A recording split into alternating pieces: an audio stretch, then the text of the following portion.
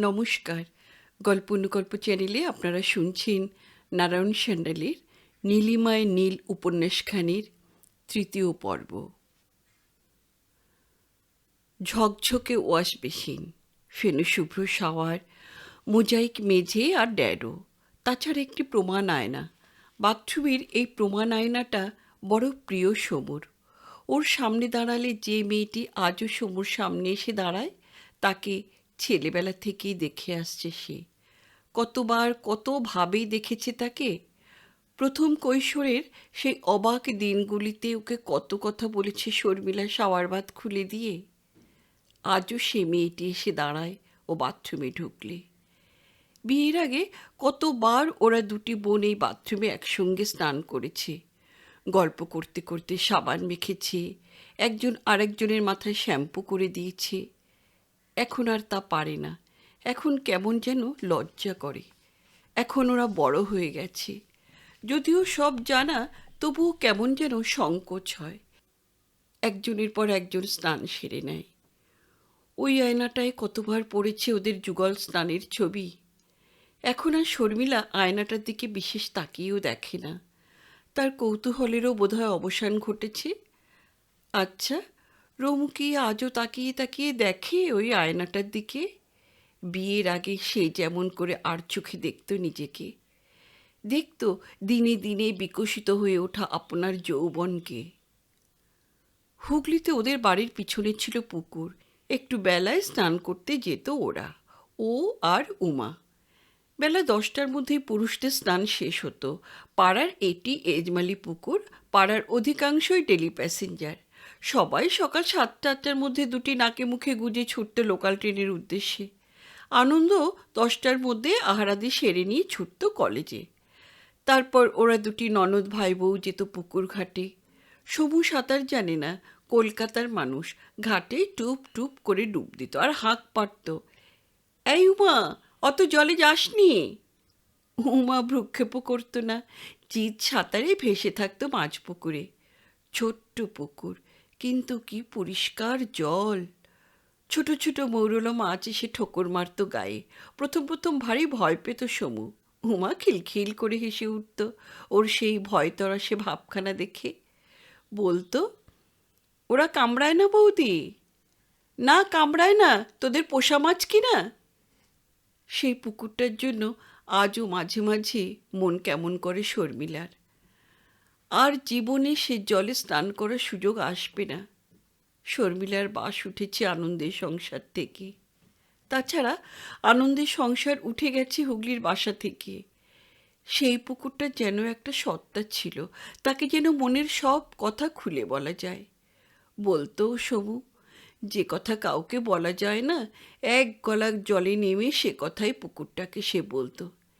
এমন কথাও বলেছে, তোমাকে সব কথা কেন বলে রাখছি জানো? যদি কোনোদিন সহ্য করতে না পারি, তবে তোমার কোলেই আশ্রয় নেব আমি। গলায় ফাঁস তো দিতে পারবো না, গায়ে আগুনও দিতে পারবো না। তার চেয়ে তোমার এই ঠান্ডা জলই ভালো, তাই না? দিদি, তোর হলো?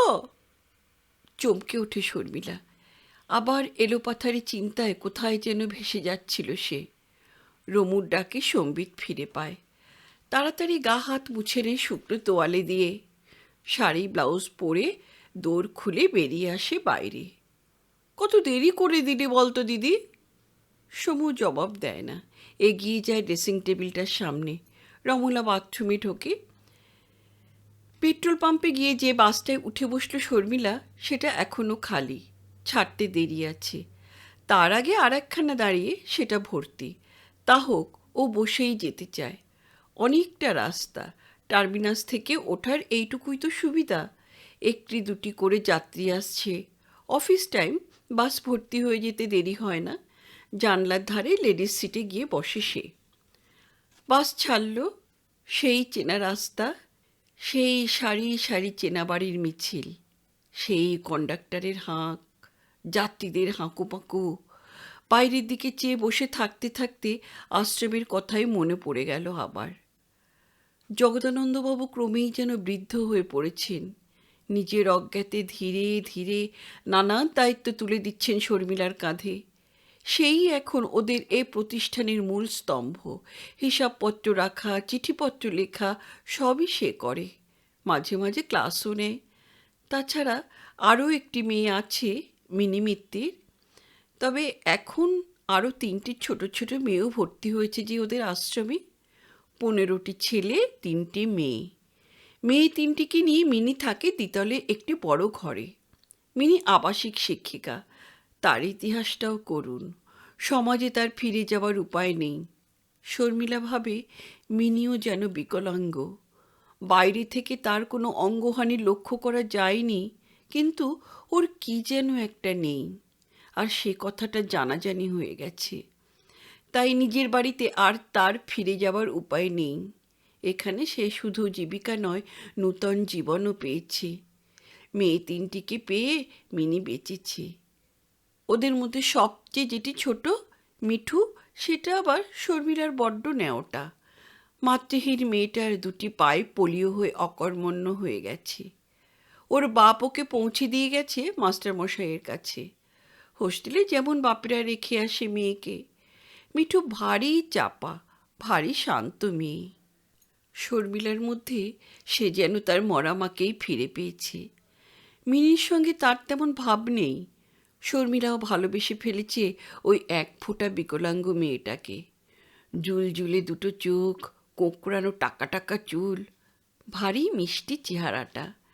মিঠুর কাছে তার মায়ের একখানি ফটো আছে। মাঝে মাঝে সে লুকিয়ে দেখে সেটা। শর্মিলাকে ফটোখানা দেখিয়েছে সে। ওর মা খুব সুন্দরী ছিলেন। সেই মায়ের মুখখানেই পেয়েছে মিঠু। বছর 8 বয়স, পা 2টি যাওয়ার পর যেন বুদ্ধিটা আরও প্রখর হয়ে উঠেছে। সব বোঝে, পড়ায়, লেখায়, অঙ্কে সিদ্ধহস্ত। মাস্টারমশাই বলেন একটি অঙ্গ খোয়া গেলে অন্যান্য ইন্দ্রিয়ের ক্ষমতা বেড়ে যায়। ভগবান এক হাতে নিয়ে আর এক হাতে ক্ষতিপূরণ মিটিয়ে দেন। যার পা নেই তার হাত 2টি বেশি শক্তিশালী হয়। যে অন্ধ তার ঘ্রাণ আর শ্রবণ শক্তি হয় প্রখরতর। বলেন ওই যে মার্কিন ছেলেটি মুখ দিয়ে তুলি ধরে অপূর্ব ছবি এঁকেছে, হয়তো সে তা পারত না যদি তার ডান হাতখানি অক্ষত থাকত। এই থিওরিটা মনে প্রাণে বিশ্বাস করতে পারে না শর্মিলা। প্রথম কথা, ঈশ্বর করুণাময়। তিনি এক হাতে নিয়ে আর এক হাতে ফিরিয়ে দেন, এই হাইপোথিসিসটাই হাস্যকর মনে হয় শর্মিলার। ঈশ্বর যদি করুণাময়ী হবেন তাহলে মিঠু আর পা 2টি ধরে টান দিতে গেলেন কেন? কিন্তু এ কথা তো সত্য যে মিঠু আর চলৎশক্তি যতটা গেছে, বোধশক্তি ঠিক ততটাই বেড়েছে। বাড়িতে কেন যে তার ঠাঁই হলো না তাও বোঝে। এমনকি বাপের অসহায়ত্ব থেকে সে করুণা করতে শুরু করেছে ইদানিং। ওই 1 ফোঁটা মেয়েটা। শর্মিলাকে অনেক কথা বলেছে মিঠুয়া। শর্মিলা তার মামুনি, তার সখী, তার বান্ধবী। মিঠুয়ার বাপ মিস্টার নাগের বড়বাজারে বিরাট ব্যবসা। গত যুদ্ধে লোহার কারবারে প্রচুর রোজগার করেছেন তার ঠাকুরদা। মিস্টার নাগ সেই কারবারের একমাত্র মালিক, আর মিঠুয়া তার একমাত্র মেয়ে। অথচ সব থাকতেও মিঠুয়া আজ নিঃস্ব। নাগমশাইয়ের অত বড় প্রাসাদের মতো বাড়িতে ওইটুকু মিঠুয়ার ঠাঁই হলো না। তাকে চিরদিনের মতো চলে আসতে হয়েছে এই আশ্রমে। ওর বাপ মাঝে মাঝে আসে মেয়েকে দেখতে। মিঠুয়া তার চাকা গাড়ি চালিয়ে সে হাজির হয়। বাপ ওকে আদরে আদরে মাতিয়ে তোলে। চুপ করে সে অত্যাচার সহ্য করে যায় মিঠুয়া। কিছু বলে না। বড় বড় প্যাকেট খুলে বাপ বার করে দেয় খেলনা, লজেন্স, পুতুল। মিঠুয়া শুধু হাত পেতে নেয় তাই নয়, সে যে খুশি হয়েছে তাও অভিনয় করে দেখায়। তারপর বাবা চলে গেলে সেগুলো দিয়ে দেয় নন্দা অথবা শিখাকে। শর্মিলা বলে, সবগুলো দিয়ে দিলি যে? ঠোঁট উল্টে মিঠুয়া বলে, ওসব আমার চাই না, ভালো লাগে না। চাই না তো নিলি কেন হাত পেতে? না নিলে বাপি শুধু শুধু দুঃখ পেত যে। শর্মিলা অবাক হয়ে যায়। অবাক হওয়ার কারণ আছে যে মিঠুয়ার যে বয়স তাতে পুতুলের প্রতি মোহ থাকাটাই স্বাভাবিক। শর্মিলা তাকে যে পুতুলটা এনে দিয়েছে, নন্দবাবু যে রান্নাবাড়ির সেটটা তাকে দিয়েছেন, সেগুলি নিয়ে মিঠু আপন মনে খেলা করে। স্কুলের আলমারিতে কিছু কিছু খেলনা কেনা হয়েছে, সেগুলির প্রতি মিঠুয়ার তীব্র আসক্তি আছে। মাঝে মাঝে সেগুলি তাকে বার করে দেওয়া হয়। সেদিন মিঠুয়ার সংসারে ভারী হইচই পড়ে যায়। সে রান্না করে, পুতুলকে নাওয়ায়, খাওয়ায়, ঘুম পাড়ায়। নন্দা, শিখা, মিনি আর শর্মিলাকে নিমন্ত্রণ করে তার খেলাঘরের প্লেটে খাবার বিতরণ করে। অথচ মিস্টার নাগের পুতুলগুলো নিয়ে সে কোনো দিন খেলা করতে বসে না। শর্মিলা সেগুলোকেও সাজিয়ে রাখে পুতুলের আলমারিতে। এমনকি 5, 7 কিংবা 10 দিন বাদেও যদি আলমারি থেকে সে পুতুল বার করে দেয়, মিঠুয়া বলে, না না, ওগুলো নয়, তুমি ওই চিনি পুতুলটা দাও বরং। শর্মিলা চাইল্ড সাইকোলজির বই ঘেটেছে, মাস্টারমশাইয়ের সঙ্গে আলোচনা করেছে। এখন সে বুঝতে পারে ব্যাপারটা। বাপের প্রতি তার মনোভাব দুটি বিভিন্ন ধারায় প্রবাহিত। বাপকে সে করুণা করে, বাপকে সে ঘৃণা করে। মিস্টার নাগের দুটি সত্তা সে দেখতে পেয়েছে, একটা তার মায়ের স্বামী রূপে, একটা তার বিমাতার স্বামী হিসেবে। ওর মায়ের মৃত্যুর পর যে বাপ ওর মাথাটা বুকে জড়িয়ে ধরে হু হু করে কেঁদে উঠেছিল, ওর সেই অতীত বাপকে সে আজও করুণা করে। তার স্নেহের অত্যাচার সে সহ্য করে, তার এনে দেওয়া খেলনা হাত পেতে নেয়, মুখে ফুটিয়ে তোলে খুশির আমেজ। কিন্তু কিন্তু ওর বর্তমান বাপ, তাকে মিঠুয়া ঘৃণা করে। তার দেওয়া খেলনা পুতুল নিয়ে সে খেলতে বসে না, স্পর্শ মাত্র করে না আর। মাস্টারমশাইয়ের দেওয়া এই ব্যাখ্যাটাও মেনে নিতে কষ্ট হয়েছিল শর্মিলার। অতটুকু মেয়ের মধ্যে অমন দ্বৈত সত্তা থাকতে পারে? মিঠুয়ার মাসির কাছে গল্প শুনে মনে হয়েছিল হয়তো তাও সম্ভব। মিঠুয়ার মাসি প্রায়ই আসেন। শর্মিলাকে তিনি বলেছিলেন মিঠুয়ার পূর্ব ইতিহাস। মাসিকে মিঠুয়া ভারী ভালোবাসে। বোধহয় তার মধ্যে হারানো মায়ের মুখের কিছুটা আদল পায়, মাসির আদরে পায় মায়ের সোহাগের ছোঁয়া।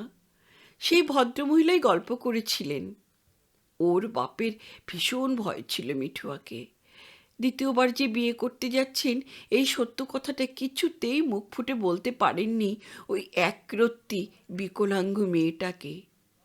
এদিকে সব ঠিকঠাক, অথচ মিঠুয়াকে কেমনভাবে খবরটা জানানো যায় ভেবেই উঠতে পারেন না। মিঠুয়া যখন মাতৃহীন হলো, তখন তার বয়স বছর 4। তারপর সে অসুখে পড়ে এবং তারপরে সে পঙ্গু হয়ে যায়। বিকলাঙ্গ মেয়েটিকে কেমনভাবে মানুষ করবেন ভেবে উঠতে পারেন না।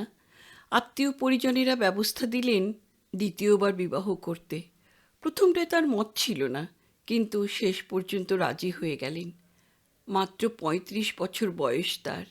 দোষ দেওয়া যায় না তাকে, অন্তত মিঠুয়ার মাসি সেজন্য তাকে দোষ দেন না। দোষ দেন তার নির্বাচনের।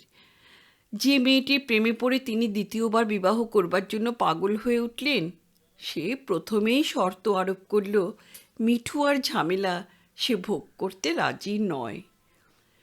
ফলে যে জন্য বিবাহ করতে যাওয়া সেই উদ্দেশ্যটাই প্রথমে ব্যর্থ হলো। অথচ মনের লাগাম তখন ছিঁড়ে গেছে মিঠুয়ার বাপের। শেষকালে নাগমশাই মাসির শরণাপন্ন হলেন। মাসি বলেছিলেন, দেখুন, বিয়েটা যখন মিঠুয়ার ইচ্ছা অনিচ্ছার উপর নির্ভর করছে না, তখন তাকে আমার বাড়িতে পৌঁছে দিয়ে যান। আমার কাছে সে থাকুক আপাতত, তারপর সুযোগ সুবিধা মতো একদিন তাকে সব কথা খুলে বললেই হবে।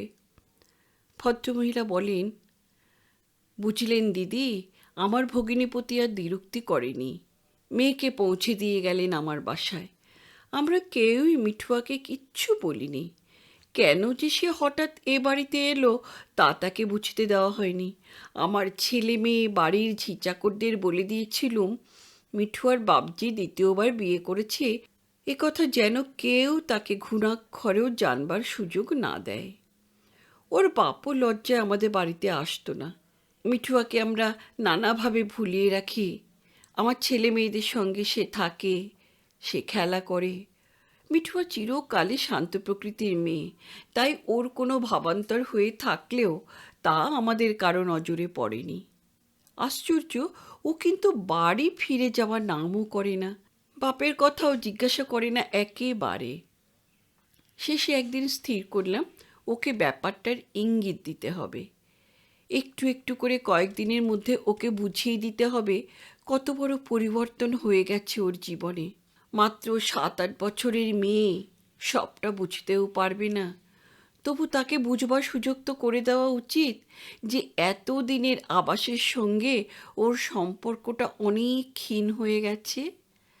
তাই মাসখানেক পরে একদিন নিজে থেকেই বললাম, হ্যাঁ রে মিঠু, তোর বাবার জন্য মন কেমন করে না? ও চুপ করে রইল। বলি, তোর ও বাড়িতে যেতে ইচ্ছে করে না মিঠু? বললে, ইচ্ছে করলে এবার সেখানে আমাকে যেতে দেবে কেন? আমি অবাক হয়ে বলি, কেন রে, যেতে দেবে না কেন? এর জবাবেও কি বলল জানেন দিদি? বললে, বাপি তো আবার বিয়ে করেছে, আমাকে সেখানে ঢুকতেই দেবে না।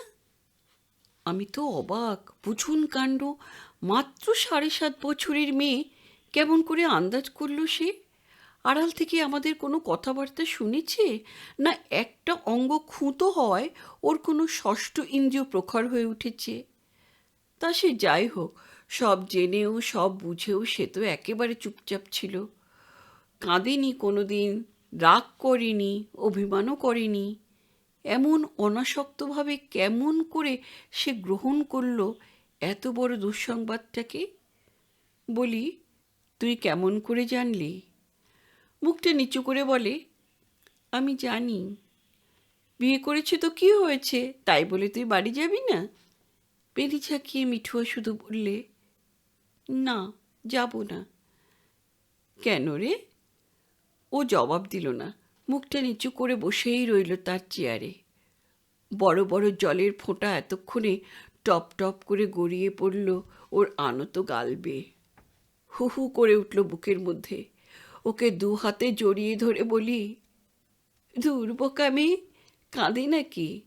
নতুন মা তোকে কত ভালোবাসবে, কত খেলনা কিনে দেবে, পুতুল কিনে দেবে, কত আদর করবে দেখিস। ও শুধু মুখটা নিচু করে বললে, না না না না। না কেন? তুই মেয়ে, তোকে ভালোবাসবে না? না। না কেন রে? এতক্ষণে ফুঁপিয়ে কেঁদে ওঠে মিঠুয়া। আমার বুকে মুখ লুকিয়ে বলে, আমি যে খোড়া। শর্মিলা প্রশ্ন করেছিল, ওর নতুন মা ওকে নিয়ে যায়নি একবারও? মাসি দীর্ঘশ্বাস ফেলে বলেছিলেন, না, যায়নি। এমনকি মেয়েকে দেখতে আপনাদের বাড়িতেও আসেনি? মিঠুয়ার মাসি হেসে বলেছিলেন, কই আর এলো বলুন, মিঠুয়া আজও দেখেনি তার বিমাতাকে। আমাদের বাড়ি থেকেই তো সে এখানে চলে আসে। মিস্টার নাগ ওকে নিয়ে যেতে চেষ্টাই করেননি? চেষ্টা করেছিলেন, মিঠুয়া যায়নি। এদিকে দেখতে খুব শান্ত সরল, কিন্তু আসলে ভারী জেদি আর ভারী একগুঁয়ে। ওর বাপকে খবর দিয়েছিলাম, জানিয়েছিলাম মিঠুয়া সব কথা জানতে পেরেছে।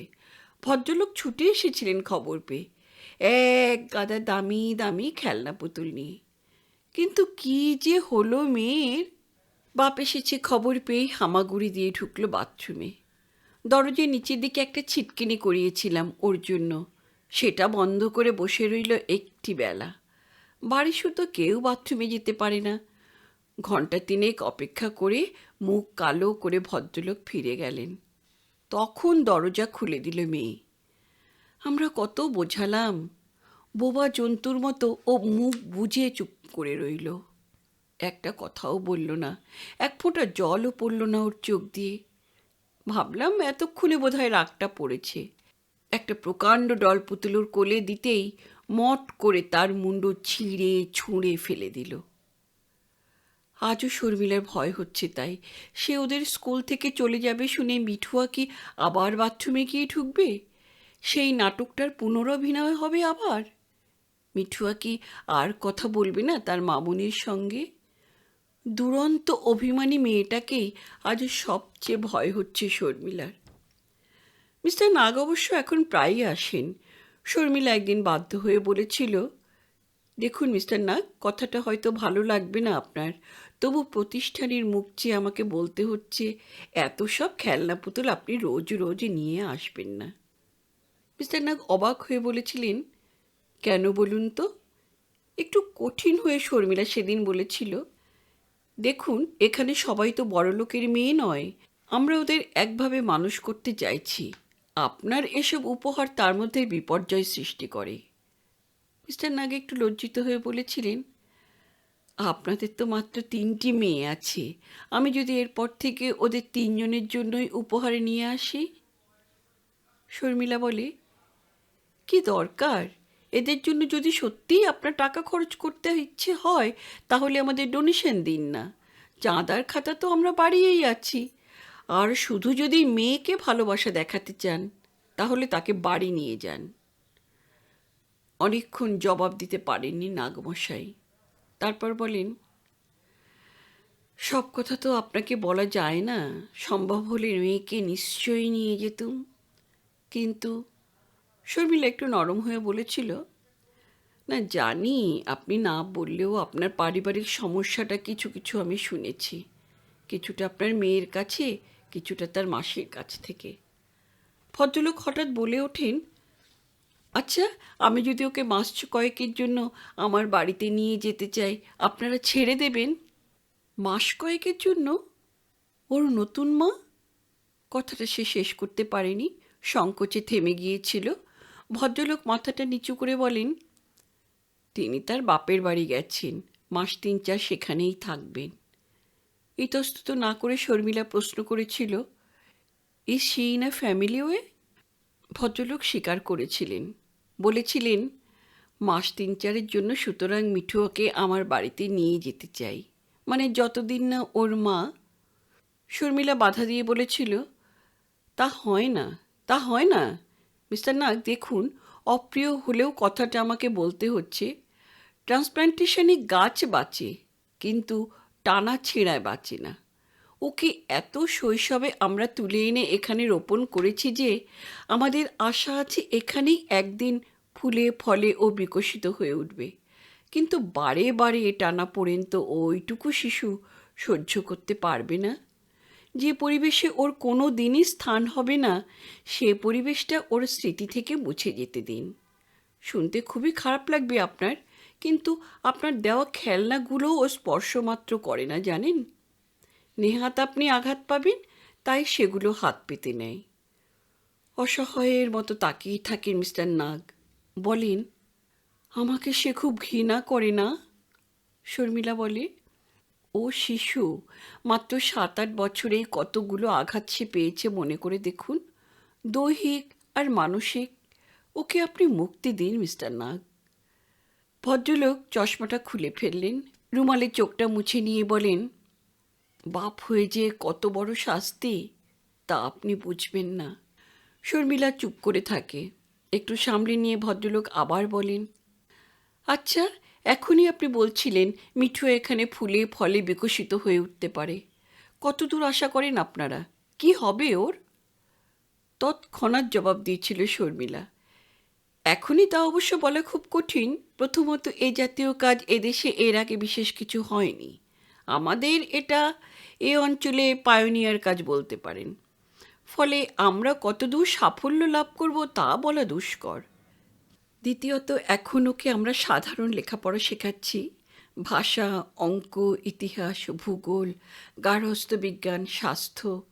একটু বড় হলে ওকে আমরা কারিগরি শিক্ষা দেব, সেলাই শিখতে পারে, কাটিংয়ের কাজ, উইভিং, নিটিং, চামড়ার কাজ, কত কি শিখতে পারে।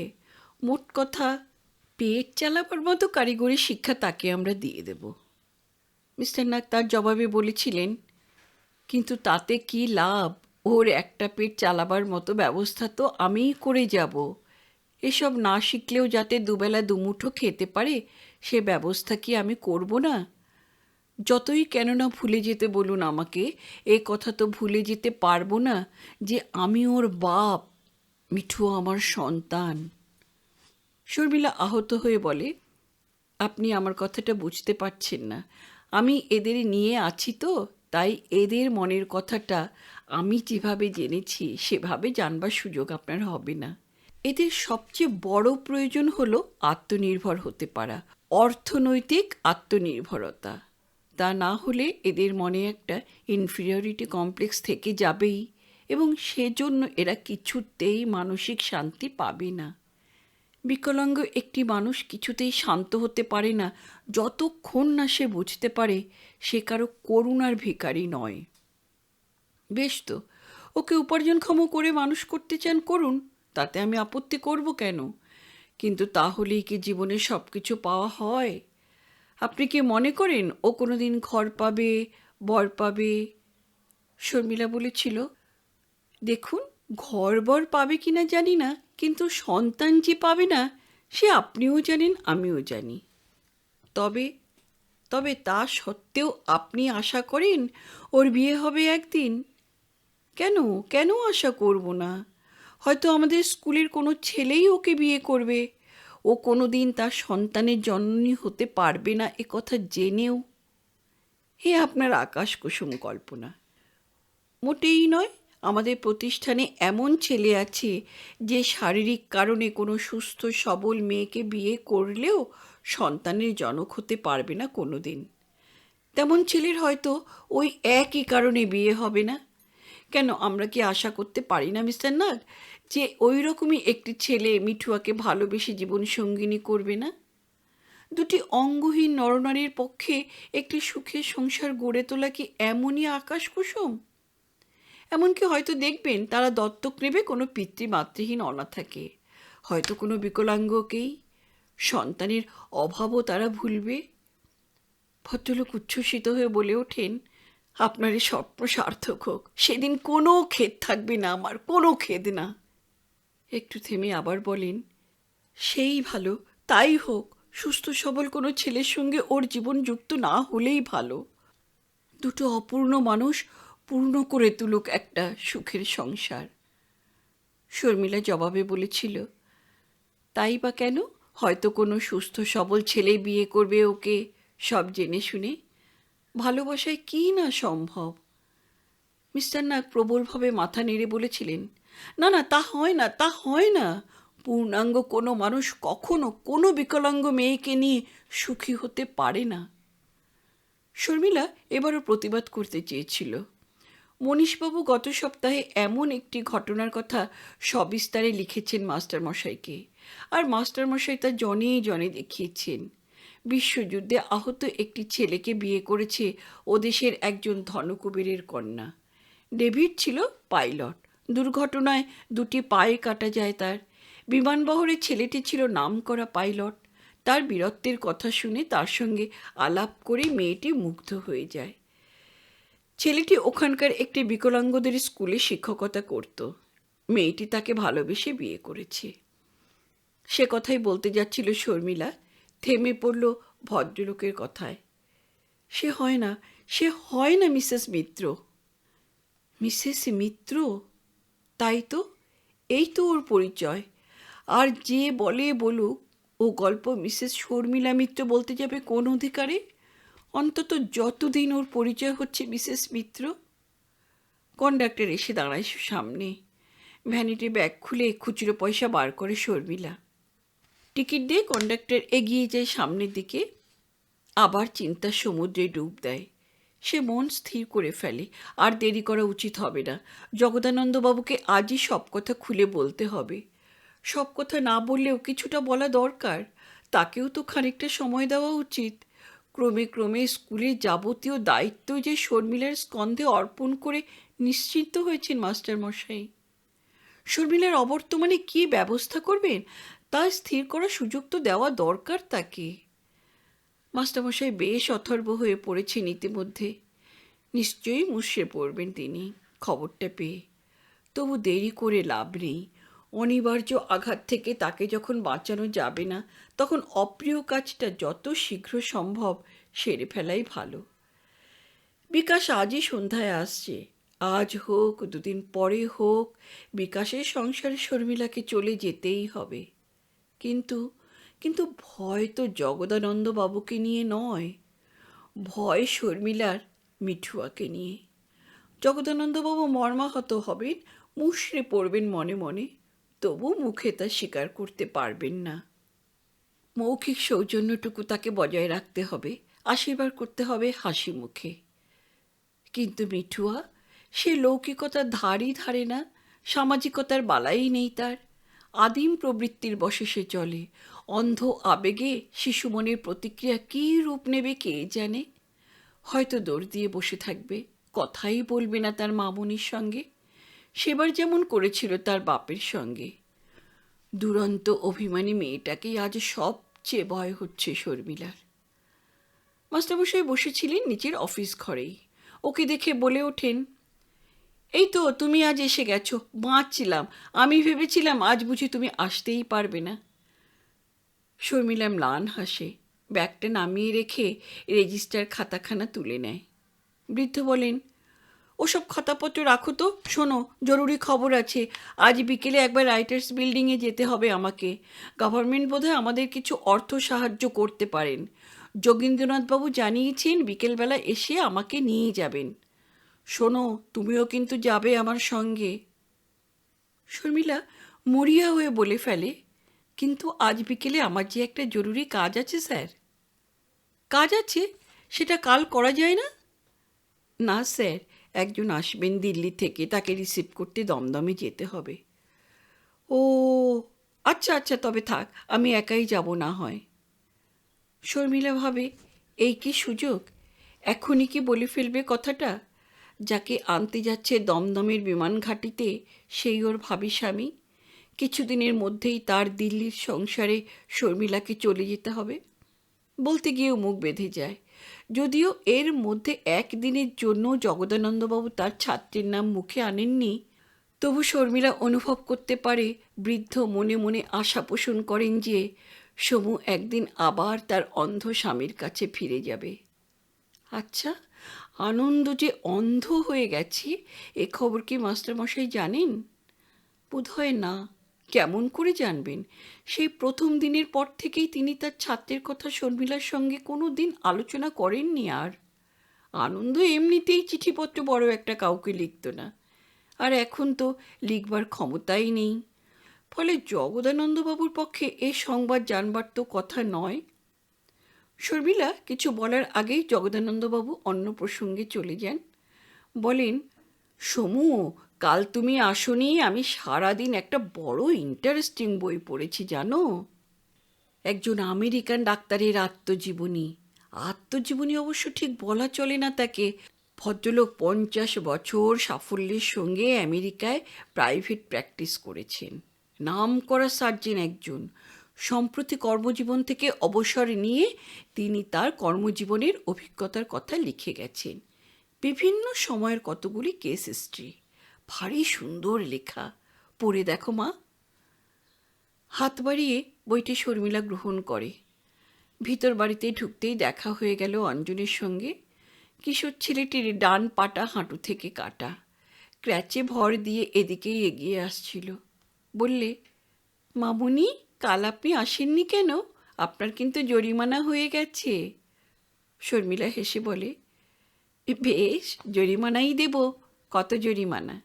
তাহলে আমাদের স্টুডিওতে চলুন মামুনি, সেখানে আপনার বিচার হবে। শর্মিলা বলে, এই ব্যবস্থাটা ভালোই করেছ। জরিমানাটা হয়ে গেছে কাল, আর আজ হবে বিচার। বাহ, বেশ তো, ঠিক আছে, চলো। অঞ্জনের পিছু পিছু শর্মিলা স্টুডিও ঘরে ঢোকে। বেশ বড় হল কামরা একটা। ছেলেরা এখানে হাতের কাজ শেখে। কেউ মডেলিং করে, কেউ ছবি আঁকে, কেউ বা বেতের কাজ, কেউ বা বাঁশের কাজ, চামড়ার কাজ শেখে। ওপাশে আর একটা ছোট ঘর, হ্যান্ড প্রেস আছে সে ঘরে, ছাপাখানার কাজ হয়। তার লাগাও বুক বাইন্ডিং সেকশন। নন্দবাবু ছেলেদের কাজ শেখাচ্ছিলেন। হাত তুলে নমস্কার করেন শর্মিলাকে। অঞ্জন বলে, স্যার, মামুনিকে ধরে এনেছি। কাল উনি ক্লাস পালিয়েছিলেন, আজ তাই ওর শাস্তি হবে।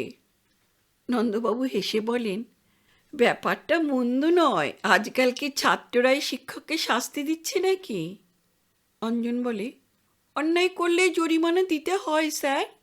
শর্মিলা বলে, বেশ তো, জরিমানাটা কত আগে শুনি। বোধহয় আগে থেকে শেখানো ছিল। অঞ্জনের ইঙ্গিত মাত্রে সবাই একসঙ্গে বলে ওঠে, ওর জরিমানা একটা গল্প। একটা গল্প? মানে? মানে ক্লাস হয়ে গেলে আমাদের একটা জমাটে ভূতের গল্প শোনাতে হবে মামুনি। শর্মিলা বলে, এই কথা, বেশ জরিমানা দেবো আমি, কিন্তু এখন তো আমাকে ছেড়ে দাও। মিঠুমার কাছে যাই এবার, দেখি তিনি আবার কি জরিমানা করে বসে আছেন। ছেলেরা পথ ছেড়ে দেয়। শর্মিলা পায়ে পায়ে দ্বিতলে উঠে আসে। মনীশবাবু শৌখিন লোক ছিলেন। সিঁড়ির ল্যান্ডিংয়ে শ্বেতপাথরের টেবিল, তার উপর পিতলের ভাস, ক্যাকটাস লাগানো আছে তাতে, দেওয়ালে সারি সারি ছবি, প্রাকৃতিক দৃশ্য, ল্যান্ডস্কেপ, সমস্ত ঝকঝক তকতক করছে। ছেলেরা সেদিক থেকে শান্ত বলতে হবে। ছবির কাঁচ ভাঙেনি, দেওয়ালে হিজিবিজি কাটেনি। মিনি রাস্তানার দ্বিতলে মন্টুর জন্য দোতলার সব চৌকাঠ কেটে ফেলা হয়েছিল, যাতে সমস্ত দ্বিতলটাতেই সে তার চাকা গাড়িতে ঘুরতে পারে। মিঠু আরও নিম্নাঙ্গ একেবারে অবশ, সে দাঁড়াতে পারে না। চাকা গাড়িতে সেও ঘোরে সারাটা দোতলায়। মানদা সিঁড়ি দিয়ে নিচে নামছিল, হঠাৎ থেমে পড়ে বলে, ছোটদে ভীষণ রাগ করেছে, কাল রাতে কিছুতেই খাওয়ানো যায়নি তাকে। যান যান, রাগ ভাঙান গিয়ে। ছর্দি অর্থে মিঠুয়া। মিনি কোথায় রে? এই তো বেরোলেন। সামনের ঘরে শিখার নন্দা পড়তে বসেছে। টাস্কে দিয়ে মিনি বেরিয়ে গেছে কোথায়। ওকে দেখে নন্দা হাত তুলে নমস্কার করল। শিখার দু হাত তুলবার উপায় নেই, এক হাতেই সেলাম করে সে। মিঠু দিদি কই রে? শিখা চোখের ইঙ্গিতে দেখায় মিঠুয়া খাটে শুয়ে আছে, দেওয়ালের দিকে মুখ করে। শর্মিলা আস্তে আস্তে গিয়ে বসে ওর শিয়রের দিকে। মিঠুয়া টের পেয়েছে নিশ্চয়ই, সাড়া দেয় না, মরার মতো পড়ে থাকে। কাল রাতে নাকি মিঠু দিদি খায়নি? কেন, রাগ হয়েছে মিঠু দিদির? মিঠুয়া কোনো সাড়া দেয় না। শর্মিলা জোর করে ওকে এদিকে ফিরিয়ে দেবার চেষ্টা করে। দু হাতে মুখ ঢেকে ফুঁপিয়ে কেঁদে ওঠে মিঠুয়া। সে কি কান্না! ফুলে ফুলে কাঁদছে সে বালিশে মুখ গুজে। শর্মিলা একটু অবাক হয়ে যায়। ব্যাপার কি, এর আগেও তো সে কামাই করেছে, এতটা বাড়াবাড়ি তো করেনি কখনো মিঠুয়া। ওকে আদর করে বুঝিয়ে কত রকমে শান্ত করতে চায়, কিন্তু একগুঁয়ে জেদি মেয়েটা কিছুতেই এদিকে ফেরে না, কথাও বলে না। শেষ পর্যন্ত বিরক্ত হয়েই শর্মিলা উঠে পড়ে। থাক, একটু সময় যাক, তারপর এমনিই রাগ পড়বে। উঠে এসে বসে শিখা আর নন্দার কাছে। মিনিদি কি পড়া দিয়ে গেছেন দেখি। ওরা পড়া দেখায়। আমি যে টাস্ক দিয়েছিলাম তাও হয়েছে? হ্যাঁ, তাও করে রেখেছে ওরা, দেখায় সেসব। শর্মিলা ভুল সংশোধন করে দেয়, বলে, আজ দুপুরে খাওয়া দাওয়ার পর নিচের ছেলেরা গল্প শুনতে আসবে। জরিমানা তো আমরা জানি, বললে নন্দা। শর্মিলা একটু অবাক হয়ে বলে, তোমরা কেমন করে জানলে? অঞ্জনদা এসে জনে জনে শিখিয়ে দিয়ে গেছে যে। ও তাই বলো। ওরা দুজনে পড়া তৈরি করতে থাকে। একগুঁয়ে জেদি মিঠুয়া দেওয়ালের দিকে মুখ করে শুয়েই থাকে। শর্মিলাও রাগ করে মনে মনে বলে, থাকুক, এত অল্প কারণে এত অভিমান হলে সাদাসাদি করতে যাও মূর্খামি, বেশি আদর দেওয়া ঠিক নয়। শর্মিলা একটা চেয়ারে গিয়ে বসে, মাস্টারমশাইয়ের দেওয়া বইটা খুলে পড়তে থাকে। অল্প কিছুক্ষণের মধ্যেই বইয়ের মধ্যে ডুবে যায় একেবারে। অজানা পাত্রপাত্রীদের সঙ্গে একাত্ম হয়ে মিশে যায় ক্রমে। আমেরিকান ডক্টর ভদ্রলোক ভূমিকায় বলেছেন, তিনি যখন এ গ্রন্থটি লিখতে শুরু করেন তখন তার বয়স ৭১। সারা জীবনে যত কেস ঘেটেছেন তা লিপিবদ্ধ হয়ে আছে তার অসংখ্য কেস ডায়েরিতে। তার থেকে বেছে বেছে কয়েকটি ঘটনা তিনি এ গ্রন্থে সন্নিবেশিত করেছেন ভাবিকালে ডাক্তারদের জন্য। তার অভিজ্ঞতার নিরিখে আগামী দিনের চিকিৎসক যেন সেই সব ভুল না করেন যেগুলি তিনি একদিন করেছিলেন। প্রথম দিকেরই একটি অদ্ভুত অভিজ্ঞতার কথা বলা আছে। তিনি তখন মিশিগানের একটি বিখ্যাত হাসপাতালের সঙ্গে যুক্ত। সে তার প্রাথমিক যুগ, বয়সে তরুণ, হাসপাতালের শল্য চিকিৎসক। ওরই ওয়ার্ডে একটি রোগী এলো একদিন, মিসেস স্মিথ। তার স্বামীও এসেছিলেন সঙ্গে। ভদ্রলোক অটোমোবাইল ইঞ্জিনিয়ার, মিশিগানের একটি কারখানায় যুক্ত আছেন। দুজনেরই অল্প বয়স, মাত্র বছরখানেক হলো বিয়ে হয়েছে ওদের। স্ত্রী আসন্ন প্রসবা। কারখানার ডাক্তারবাবু রোগিণীকে পরীক্ষা করে দেখেছেন, কিন্তু সন্দেহজনক কিছু আশঙ্কা করে মিস্টার স্মিথকে বলেছেন অবিলম্বে বড় হাসপাতালে রোগিণীকে স্থানান্তরিত করতে। ডাক্তারবাবু মিসেস মার্গারেট স্মিথকে পরীক্ষা করলেন। ভ্রকুঞ্চিত হলো তার। তার সে পরিবর্তন মিস্টার স্মিথের নজর এড়ায়নি। সাগ্রহে বলেন, কি বুঝছেন ডক? আরও 24 ঘন্টা আগে আপনি এলেন না কেন? কেন ডক, বাচ্চা কি বেঁচে নেই? এখনও বেঁচে আছে, তবে প্রসবকাল পর্যন্ত বোধহয় থাকবে না। স্মিথ একেবারে মুষড়ে পড়েন। এইটি তাদের প্রথম সন্তান। বলেন, কোনো রকমে কি বাচ্চাকে বাঁচানো যায় না ডক? ডাক্তারবাবু বলেন, কঠিন কেস, তবু চেষ্টা তো আমাকে করতেই হবে। চেষ্টা করবেন? নিশ্চয়ই। স্বাভাবিক প্রসব সময় পর্যন্ত অপেক্ষা করলে বাচ্চা বাঁচবে না। এখনই ওকে সিজারিয়ান করে বার করে আনব। তৎক্ষণাৎ মেয়েটিকে অপারেশন থিয়েটারে পাঠিয়ে দিতে বলেন। ড্রেসিং গাউনটা গায়ে চড়াতে চড়াতে ডাক্তারবাবু ফের প্রশ্ন করেন, একটা কথা মিস্টার স্মিথ, যদি দুজনকেই একসঙ্গে বাঁচাতে না পারি? তাকে কথাটা শেষ করতে না দিয়ে মিস্টার স্মিথ বলেন, তাহলে শুধু বাচ্চার মাকেই বাঁচাবেন। ডাক্তারবাবু সায় দিয়ে বলেন, ঠিক কথা বলেছেন। এ আপনাদের প্রথম সন্তান। নেহাত যদি না বাঁচে কি আর করা যাবে? তবে আপনার স্ত্রীকে পরীক্ষা করে দেখলাম তিনি সম্পূর্ণ স্বাভাবিক। পরের বার সুস্থ সবল সন্তান না হবার কোনো কারণ নেই। কিন্তু কিন্তু এবারই বা এমন হলো কেন? ডাক্তারবাবু অপারেশন থিয়েটারে যাবার জন্য উঠে পড়েছিলেন। বলেন, সেই একাডেমিক ডিসকাশনটা না হয় ফিরে এসে করা যাবে মিস্টার স্মিথ। সরি। লজ্জিত হয়েছিলেন স্মিথ সাহেব। আলোকোজ্জ্বল অপারেশন থিয়েটারে এসে প্রবেশ করেন সার্জেন। রোগীকে তার আগেই তোলা হয়েছে টেবিলে। যন্ত্রপাতির চলমান ট্রেখানা যথাস্থানে নিত। আসেপ্টিক গ্লাভসটা পরতে পরতে ডাক্তারবাবু এগিয়ে আসেন।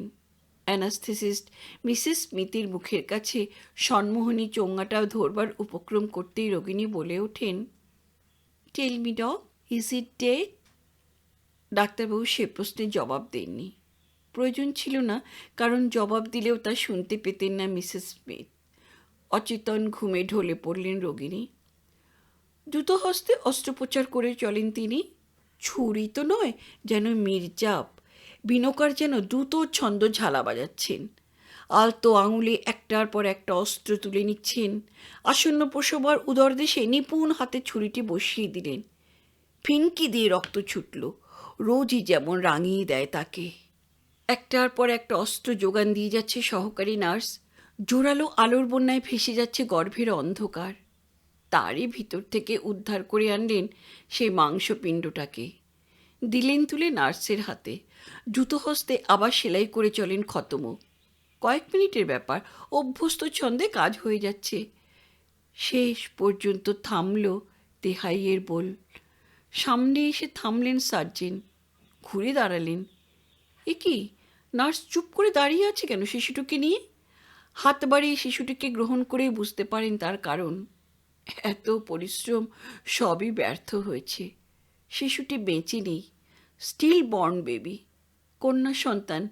কিন্তু এ আবার কি? শিশুটির বাঁ পায়ের ফিমার বোনটাই নেই। বাঁ পায়ের হাঁটু কোমরের কাছে গজিয়েছে।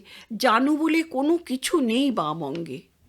ডান পায়ের তুলনায় তাই বাঁ পাটা অনেক ছোট। একটা দীর্ঘশ্বাস পড়ল ডক্টরের। এ ভালোই হয়েছে, এ মেয়ে জীবিত জন্মগ্রহণ করেনি। শিশুটিকে ভালো করে পরীক্ষা করবেন বলে তুলে ধরেন আলোর সামনে। আবার চমকে উঠতে হলো তাকে। এ কি, শিশুটি তো মৃত নয়, মুমূর্ষু, কিন্তু এখনো বেঁচে আছে। স্বাভাবিক শ্বাস প্রশ্বাস শুরু হয়নি, কিন্তু হৃদস্পন্দনও তো বন্ধ হয়নি ওর। মায়ের সঙ্গে রক্তের যোগসূত্র ছিন্ন হয়েছে, অথচ স্বাভাবিক শ্বাসকার্য শুরু হয়নি এখনো। ওকে বাঁচাতে হলে এখনই ওর মুখটা খুলে দিতে হবে, বাচ্চাকে কাঁদাতে হবে। অভ্যাসবশত সে কাজ করতে গিয়েই হঠাৎ থেমে পড়লেন ডাক্তারবাবু। কি দরকার?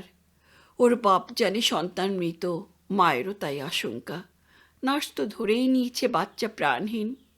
অপারেশন থিয়েটার থেকে বেরিয়ে যদি তিনি বলেন যে বাচ্চাকে বাঁচানো গেল না, মা ভালোই আছে, তাহলেও স্বস্তির নিঃশ্বাস ফেলবে স্মিথ।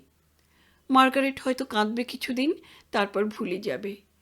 সদ্য বিবাহিত একটি রমণী বেশি দিন একথা মনে রাখে না। আবার নতুন সন্তান আসবে ওর কোল জুড়ে, ভুলিয়ে দেবে না দেখা প্রথম সন্তান হারানোর দুঃখ।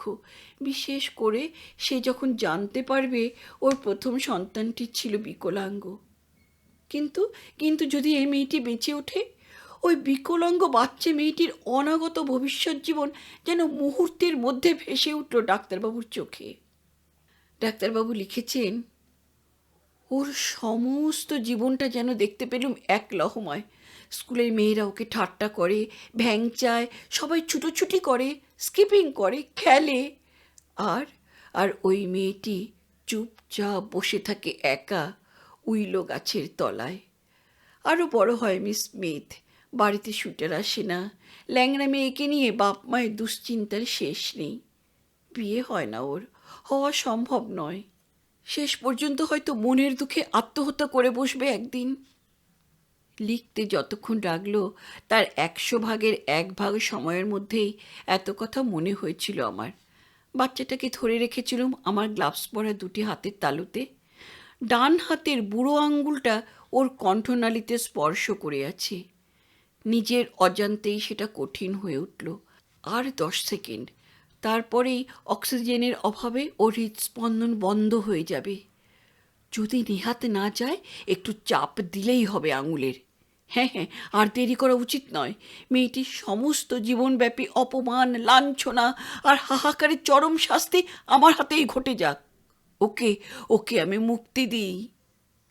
ডান হাতের বুড়ো আঙুলটায় একটু চাপ দিতে গেলুম।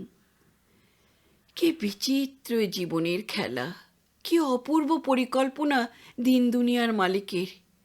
ঠিক সেই মুহূর্তেই অপারেশন থিয়েটার বিদীর্ণ করে কে যেন চিৎকার করে উঠল, মার্ডার, খুন, খুন! আমি এমনভাবে চমকে উঠেছিলাম যে আমার হাত থেকে বাচ্চাটা হয়তো পড়েই যেত আরেকটু হলে। কে অমনভাবে চিৎকার করে উঠল? আমার বিবেক। হ্যাঁ, আমার বিবেক। হঠাৎ লক্ষ্য হলো আমার হাত থেকে বাচ্চাটাকে কেড়ে নিচ্ছে নার্স। বুঝতে পারলুম ঘটনাটা। না না, আমার বিবেক নয়, মৃত্যুর মুখ থেকে ফিরে এসেছে সদ্যজাত শিশুটিই। সেই আর্তনাদ করে উঠেছে। না, আর্তনাদ নয়, জয়োল্লাস, জীবনের বিজয় বার্তা ঘোষণা করছে সেই বাচ্চাটি চিৎকার করে। এ কথা আজও কেউ জানে না। ঠিক সেই চরম মুহূর্তে বাচ্চাটা যদি কেঁদে না উঠত, তাহলেই আত্মজীবনীতে আমার আজ স্বীকার করে যেতে হতো আমি একটি খুনে, আমি একজন মার্ডারার। ঈশ্বর আমাকে রক্ষা করেছেন এক মুহূর্তের জন্য। তবু আজও মনে হয় অ্যাটেম্প্ট টু মার্ডার অপরাধে আমার শাস্তি হওয়া উচিত। আমার এই স্মৃতিকথা পড়ে পাঠক যদি আমাকে ঘৃণা করেন, তাহলে সেই ঘৃণাই হবে আমার শাস্তি। তাদের তিরস্কারেই হবে আমার প্রায়শ্চিত্ত। মামুনি! শর্মিলা মুখ তুলে তাকায়। পড়তে পড়তে একেবারে তন্ময় হয়ে গিয়েছিল সে। বাস্তবে ফিরে আসে এতক্ষণে। শিখা উঠে এসেছে তার কাছে। কনুই থেকে কাটা হাতখানা দিয়ে সে ওকে মৃদু মৃদু ঠেলছে। বই মুড়ে উঠে বসে শর্মিলা। বলে, কী রে মামুনি, মিঠুয়া আজ সকালেও কিছু খায়নি। কাল থেকে মিঠুয়া না খেয়ে আছে। শর্মিলা বিরক্ত হয়ে বলে, তা না খেলে আমি কি করব বলতো? তাকাই সে মিঠুয়ার দিকে। দেওয়ালের দিকে মুখ করে তেমনিভাবেই শুয়ে আছে মিঠুয়া। শিখা বলে, মিঠুয়া কাঁদতে কাঁদতে ঘুমিয়ে পড়েছে মামুনি। শর্মিলা উঠে পড়ে। হাত ঘড়িতে দেখে প্রায় 12টা বাজে। এবারে ওদের খেতে দেবার সময়। এখনই ঘণ্টা পড়বে একতলার পেটা ঘড়িতে। বলে, হঠাৎ মিঠুয়া এত চটে গেল কেন রে? শিখা জবাব দেয় না। শর্মিলার আঁচলটা বাঁ হাতের আঙুলে জড়াতে থাকে। কি রে, কথা বলছিস না কেন? কি জানি কেন লজ্জা পায় শিখা। মুখ লুকিয়ে বলে, মিঠুয়া জানতে পেরেছে মামুনি। জানতে পেরেছে? কি জানতে পেরেছে? আমরা সবাই জানি। দিদি যখন বড় মাস্টারমশাইকে বলছিলেন তখন পাশের ঘর থেকে আমরা সব শুনেছি। শর্মিলা কৌতূহলী হয়ে ওঠে। কি বলছিল? মিনি কি বলেছে? তোমার বিয়ে ঠিক হয়ে গেছে, তুমি আমাদের ছেড়ে দিল্লি চলে যাবে। স্তম্ভিত হয়ে গেল শর্মিলা। আশ্চর্য, তবুও মাস্টারমশাই তাকে কিছু বলেননি, আর তাই আজ মিঠুয়ার এত দুরন্ত অভিমান।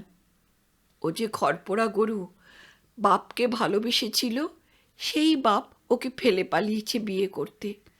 আজ সে তার মামুনিকে ভালোবাসে, আজ আবার তার মামুনি তাকে ফেলে পালাবার তাল করছে, আর এবারেও সেই বিয়ে করতে।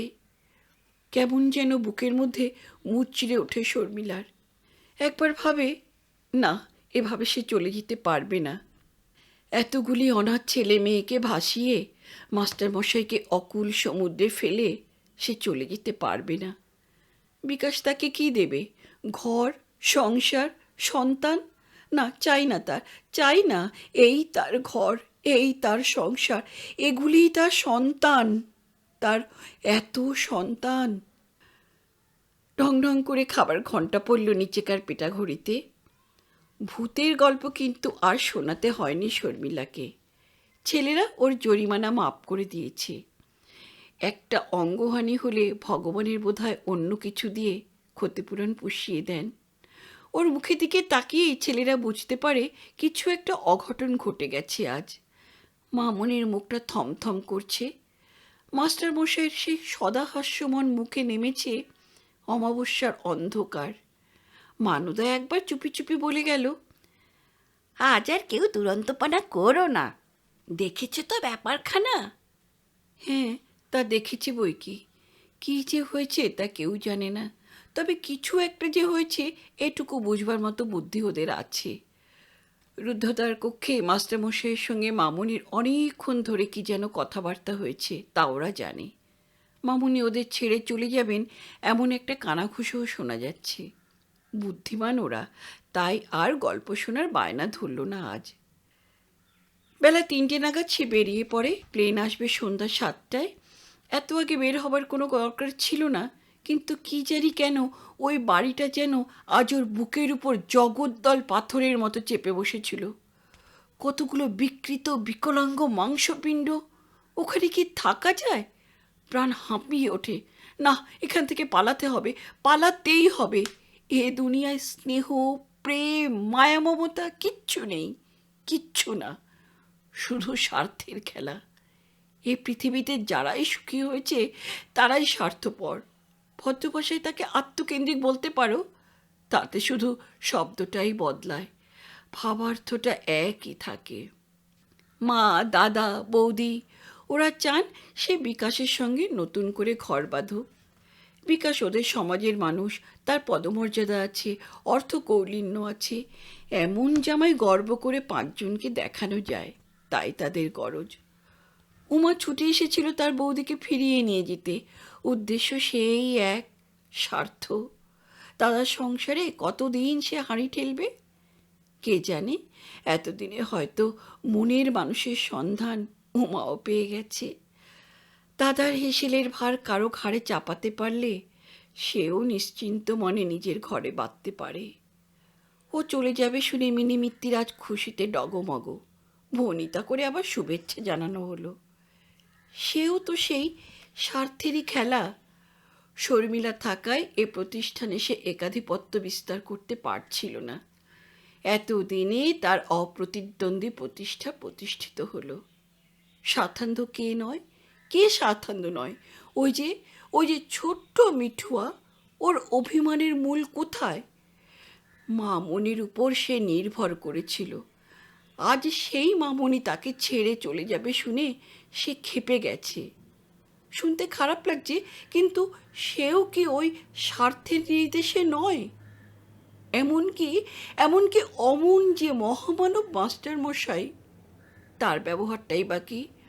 সমস্ত কথা শুনে তিনি আশীর্বাদ করে বলেছিলেন, নূতন সংসারে গিয়ে তুমি শান্তি পাও, এই কামনা করি।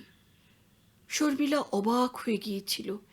এমন সহজে, এমন অনায়াসে তিনি বিদায় জানাবেন তা যেন কল্পনাই করেনি। কিন্তু মাস্টার মশাইয়ের মুখোশও খুলে পড়ল অচিরে। সেই একই কথা, স্বার্থ, স্বার্থ, স্বার্থ। শর্মিলা বললে, আপনার খুবই অসুবিধা হবে মাস্টারমশাই, কাকেই বা দায়িত্বভার দেবেন এরপর? মাস্টারমশাই ড্রয়ার থেকে একখানা খাম বার করে বলেছিলেন, ভালো কাজে ভগবানই সাহায্য করেন। এই চিঠিখানা মাস তিনেক আগে পেয়েছিলাম, জবাবে লিখেছিলাম সময় মতো জানাবো। এ দিনটি একদিন আসবেই তা তো জানতাম আমি। এবার সময় হয়েছে, এবার আসতে বলবো ওদের। চিঠিখানা হাতে করে বোকার মতো দাঁড়িয়েই থাকে শর্মিলা। পড়ে দেখো।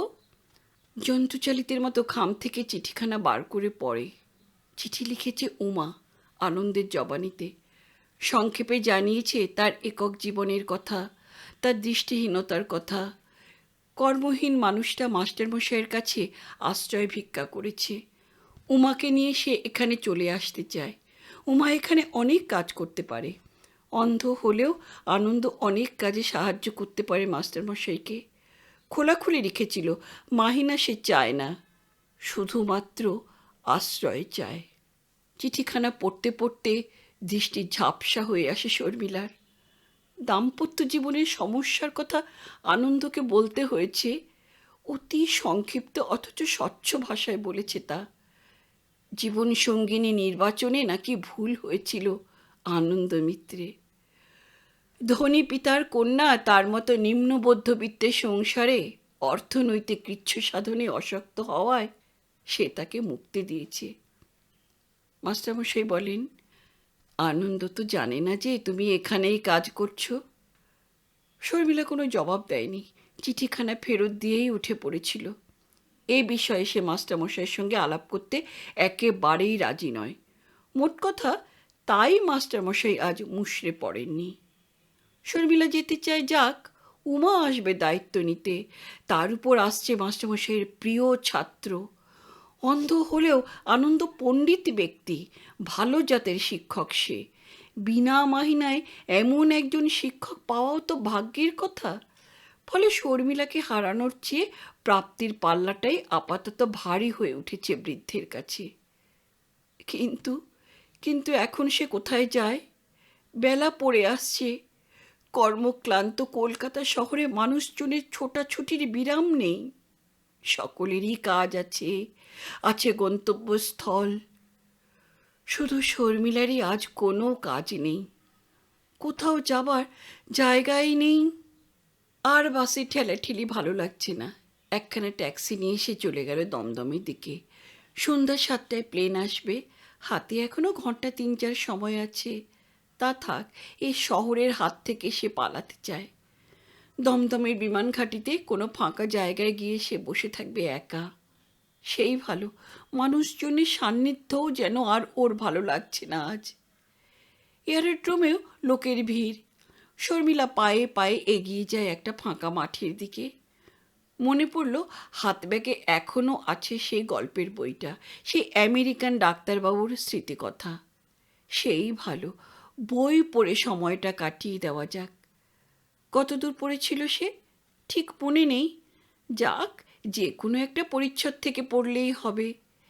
একেবারে পিছন দিকের একটা পাতা খুলে পড়তে শুরু করে দেয়। আমার জীবনের অনেকগুলি কেস হিস্ট্রি পাঠককে শুনিয়েছি। আমার কাছে সেগুলি ছিল রক্তমাংসে গড়া মানুষের হাসি অশ্রু বিজড়িত বাস্তব কাহিনী। পাঠকের কাছে সেগুলি কোনো কাহিনীর চরিত্র মাত্র। তাছাড়া আমি লেখক নই, চিকিৎসক। তাই হয়তো পাঠক ইতিমধ্যে ক্লান্ত হয়ে পড়েছেন। আর একটি খণ্ড কাহিনী লিপিবদ্ধ করেই আমি ছুটি নেব। মাত্র গত বছরের কথা। এখন আমি বৃদ্ধ, কর্মজীবন থেকে অবসর নিয়েছি কিছুদিন হলো, ঘুরে বেড়াচ্ছি এদেশ থেকে সে দেশে। বিদায় নেবার আগে এই পৃথিবীটাকে একবার ভালো করে দেখে নিতে চাই। গত বছর সেপ্টেম্বরে ছিলাম ভিয়েনায়। ওখানকার একটি হাসপাতালের কর্মকর্তা আমার ছাত্র। একদিন সে এসে আমাকে নিমন্ত্রণ করে গেল। ওদের সঙ্গে ডিনারে যেন যোগ দিই, তাহলে ওরা খুব খুশি হবে। বস্তুত ভিয়েনা হচ্ছে শল্য চিকিৎসকদের স্বর্গ। শহরের যাবতীয় জ্ঞানী গুণী পণ্ডিতকে ওরা নিমন্ত্রণ করেছে, ফলে এই সুযোগে অনেকের সঙ্গে আলাপ পরিচয় হবে। আমি গ্রহণ করলাম ওদের নিমন্ত্রণ। নির্ধারিত দিনের সন্ধ্যায় উপস্থিত হলাম ওদের হাসপাতালে। ডিনারের আগে একটা অনুষ্ঠান ছিল, সেখানেই নিয়ে গেল আমাকে। প্রকাণ্ড একটা থিয়েটার হল, ফুল আর চিনে লণ্ঠনে সুন্দরভাবে সাজিয়েছে। আমি যেতেই কয়েকটি মেয়ে এসে ছোট্ট ফুলের বুকে দিয়ে স্বাগত জানালো। সামনের একটি আসনে নিয়ে গিয়ে বসালো। আমার ছাত্রটি সস্ত্রীক এসে অভ্যর্থনা করল, আলাপ করিয়ে দিল কয়েকজনের সঙ্গে, সকলে কৃতবিদ্য চিকিৎসক। একটু পরেই আলো নিভে গেল হলের। শুরু হলো বিচিত্র অনুষ্ঠান। মুগ্ধ হয়ে দেখছি একের পর একটি চিত্তাকর্ষক অনুষ্ঠান। ব্যালে নাচ, অর্কেস্ট্রা, শেক্সপিয়ারের একটি খণ্ড দৃশ্য। অভিভূত হয়ে গেছি আমি। বিরতির পূর্বে ঘোষিত হলো, এবার বিশ্ববিশ্রুত ভায়োলিন বাজিয়ে মিসেস এলিজা জোন্স আপনাদের শোনাটা বাজিয়ে শোনাবেন। পার্শ্ববর্তী ডাক্তারবাবু আমার কানে কানে বলেন, মিসেস জোন্সের বেহালা নিশ্চয়ই শুনেছেন আপনি? আমি বলি, কই না, এ কথা মনে করছেন কেন? বাহ, এই মেয়েটি তো সেই বিবিসির বাঁধা আর্টিস্ট। সম্প্রতি বিয়ে করে হানিমুনে এসেছে ভিয়েনায়। ঘটনাচক্রে ওকে পাওয়া গেছে আজকের অনুষ্ঠানে। তাই নাকি? তা হবে, আমি গান বাজনার বিশেষ ভক্ত নই। স্ক্রিন উঠে গেল আবার। উইংসের আড়াল থেকে বেরিয়ে এলো একটি মেয়ে। সাদা সিল্কের একটি গাউন পরেছে, সুন্দর দেখতে। বয়সে ভরা ভাদ্র, কানায় কানায় ভরা। মঞ্চের মাঝখানে এসে বাও করে দর্শকদের দিকে ফিরে। আবির্ভাব মাত্র করতালিতে মুখরিত হয়ে ওঠে প্রেক্ষাগৃহ। বোঝা গেল আমি না চিনলেও লিজির বহু গুণগ্রাহী এখানে উপস্থিত। মাইকের সামনে এসে ভায়োলিনখানি থুতনিতে চেপে ধরে আলগোছে ছড় টানে তার উপর। শুরু হয়ে গেল বাজনা। সঙ্গীতের ব্যাপারে আমি একেবারে তালকানা, কিন্তু আশ্চর্য, অল্প কিছুক্ষণের মধ্যেই মুগ্ধ হয়ে গেলাম আমি। ধীরে ধীরে আমার চোখের সামনে থেকে মিলিয়ে গেল আলোকোজ্জ্বল প্রেক্ষাগৃহ। মনে হলো দুনিয়ায় আমি একা। স্কটল্যান্ডের লেক অঞ্চলে শ্যাম তৃণাচ্ছাদিত প্রান্তরে শুয়ে শুয়ে শুনছি ম্লান চন্দ্রালোকিত ড্যাফোডিলের দিগন্ত অনুসারী আরতি। সে বেদনা কিসের তা বুঝতে পারছি না, তবু হু হু করে উঠছে বুকের মধ্যে। কতক্ষণ বাজনা শুনেছি জানি না। আত্মস্থ হলাম যখন, তখন মুহুর্মুহু করতালিতে প্রেক্ষাগৃহ ফেটে পড়তে চাইছে। মেয়েটি মাথা নিচু করে বাও করলো আবার। করতালি মুখরিত প্রেক্ষাগৃহ ছেড়ে বেরিয়ে এলাম। মনে হলো যে শুধু একটা বাদ্যযন্ত্রের সাহায্যে মানুষকে এমন আত্মহারা করে দিতে পারে, তাকে অভিনন্দন না জানিয়ে আমি চলে যেতে পারবো না। সুরের সুরধমনীতে অবগাহন স্নান করে আমি যেন নূতন পৃথিবীতে জেগে উঠেছি। স্টেজের প্রবেশদ্বারে যে মেয়েটি ছিল, সে কৌতূহলী হয়ে এগিয়ে এলো। কাকে খুঁজছেন ডগ? বললুম, যে মেয়েটি এইমাত্র ভায়োলিন বাজালো তার সঙ্গে দেখা করতে চাই। ও, লিজিকে চেনেন বুঝি? না, চিনি না, কিন্তু ওকে অভিনন্দন না জানিয়ে তৃপ্তি পাচ্ছি না। মেয়েটি খুশি হলো, বললে, আসুন ভিতরে বসুন, ও বোধহয় গ্রিন রুমে ঢুকেছে, ডেকে দিচ্ছি। আমাকে একটি সোফায় বসিয়ে মেয়েটি ভিতরে খবর দিতে গেল। একটু পরে ফিরে এসে বললে, ও জামা কাপড় বদলাচ্ছে, একটু অপেক্ষা করতে হবে। তবে আপনাকে একেবারে একা বসে থাকতে হবে না, ইনি লিজির মা, আপনার সঙ্গে আলাপ করতে এসেছেন। প্রৌঢ়া মহিলাটি আমার হাত ধরে বললেন, আপনি যে লিজিকে নিজে থেকে অভিনন্দন জানাতে উঠে আসবেন তা ভাবতেই পারেনি ডগ। আপনাকে অসংখ্য ধন্যবাদ। আমি বলি, সে কি, ধন্যবাদ তো আমিই দেব। সত্যিই আপনি রত্নগর্ভা। এমন অপূর্ব সুরবিস্তার আমি জীবনেও শুনিনি। আপনার কন্যাটি তো সুরভারতী। ভদ্রমহিলার চোখের কোণটা ভিজে ওঠে আনন্দে। বলেন, কিন্তু এই জন্য কৃতিত্ব আমার যতটা প্রাপ্য, আপনার প্রাপ্য তো তার চেয়ে অনেক বেশি, ডক। একটু যেন ধাঁধায় পড়লাম। কি বলতে চান ভদ্রমহিলা? আমার সেই সপ্রশ্ন মুখের দিকে তাকিয়ে উনি আবার বলেন, আপনি অবাক হচ্ছেন, ডক? হওয়ার কথাই, কারণ আপনি আমাকে চিনতে পারেননি। ভালো করে আবার তাকিয়ে দেখি ভদ্রমহিলার দিকে। কোনোদিন তাকে কোথাও দেখেছি বলে মনে হলো না। সলজ্জে সে কথা স্বীকার করবার উপক্রম করতেই উনি বলে ওঠেন, তা তো হতেই পারে। জীবনে হয়তো আমার মতো লক্ষ রোগিণীকে চিকিৎসা করেছেন আপনি। আমি এককালে আপনার পেশেন্ট ছিলাম। ও, তা হবে। কথা বলতে বলতেই বেরিয়ে এলো ওর মেয়েটি, মিসেস এলিজাবেথ জোন্স। এখন আর সাদা গাউন নয়, সবুজ একটা ফ্রক, গায়ে ফারকোট, হাতে কালো দস্তানা, গলায় সাদা মুক্তোর একছড়া মালা, সোনালি পশমের মতো একরাশ চুল, আত্মতৃপ্ত দৃষ্টি। সশ্রদ্ধ অভিবাদন করল আমাকে। আমি ওকে অভিবাদন জানাবার আগেই প্রৌঢ়া বললেন, লিজি, ইনি কে জানো? ডক্টর, তোমার জীবনদাতা। এরই দয়ায় আজ তুমি পৃথিবীর আলো বাতাস উপভোগ করছো। আমার আর অভিনন্দন জানানো হলো না। বোকার মতো ঘুরে দাঁড়ালুম প্রৌঢ়ার মুখোমুখি। প্রশ্ন করতে চাইলুম, কে ছিল আমার রোগিণী? মা ছিল না মেয়ে? ওর মা কিন্তু তার আগেই লিজিকে বলেন, সবাই যখন ভেবেছিল তুমি মৃত, তখন উনিই আমাকে সিজারিয়ান করে তোমাকে উদ্ধার করেন। আমি চমকে উঠে বলি, কোথায় বলুন তো, কোন হাসপাতালে? মিশিগানে। আপনার মনে থাকার কথা নয়, ডক। আমার স্বামী ছিলেন অটোমোবাইল ইঞ্জিনিয়ার C.F. স্মিথ। আমি আমি স্তম্ভিত হয়ে গেছি। তা কেমন করে হবে? আপনার থেকেই আমার দৃষ্টি নত হয়ে গেছে। অবাক হয়ে লক্ষ্য করছি মিসেস এলিজাবেথ জোন্সের বাঁ পায়ের দিকে। প্রৌঢ়া হঠাৎ উৎফুল্ল হয়ে ওঠেন। আহা, নাও ইউ রেকলেক্ট। তুমি ওর বাঁ পায়ের দিকে তাকিয়েছ, ডক। ইয়েস ইয়েস, এই সেই মেয়ে যার প্রাণ তুমি ফিরিয়ে দিয়েছিলে। কিন্তু কিন্তু ওর পা? ওটা কাঠের, ডক। কি অদ্ভুত উন্নতি করেছো তোমরা চিকিৎসা বিদ্যায়। কেউ দেখে বুঝতেই পারে না। লিজি শুধু হাঁটতেই পারে না, she can swim, she can run, she can even dance. আমার চোখের সামনে হাজার বাতির আলো সমেত স্টেজটা তখন দুলছে। আমি স্পষ্ট দেখতে পাচ্ছি আমার রবারের গ্লাভস পরা দুটি হাতের উপর একটি ছোট্ট মাংসপিণ্ড। তার কণ্ঠদেশে, ওই যেখানে এখন সাদা মুক্তোর মালাটা দুলছে, ওই গলায় আমার ডান হাতের বুড়ো আঙুলটা চেপে বসেছে। একটা বিকলাঙ্গ মেয়ে সমস্ত জীবনের অপমান, লাঞ্ছনা আর হাহাকারকে একটি ফুৎকারে নিভিয়ে দেবার শুভ ইচ্ছা নিয়ে আমি খোদার উপর খোদাগিরি করতে চলেছি। আমি খুন করতে উদ্যত। ইচ্ছে হলো অন্ধ আবেগে একটা আর্ত চিৎকার করে উঠি, ঠিক যেমনভাবে আজ থেকে 30-35 বছর আগে আর্তনাদ করে উঠেছিল মিশিগানের ওটিতে সেই বিকলাঙ্গ মাংসপিণ্ডটা।